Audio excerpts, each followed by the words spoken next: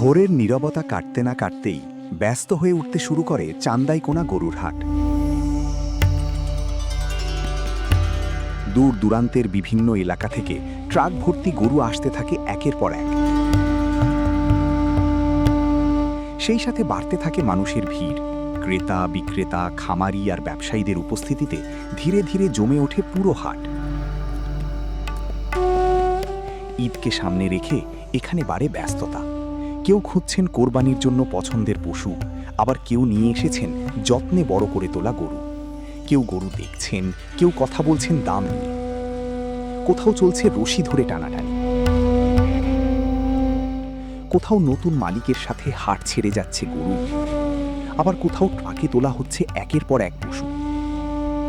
গরুর ডাক, মানুষের হাঁক ডাক আর চলমান ভিড়ে পুরো হাট যেন বয়ে চলে নিজস্ব এক ছন্দে।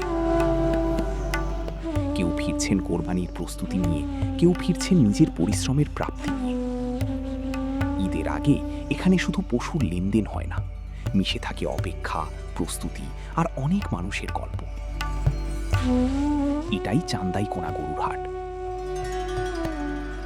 ঈদ, পরিশ্রম আর গ্রামীণ জীবনের এক জীবন্ত প্রতিচ্ছবি।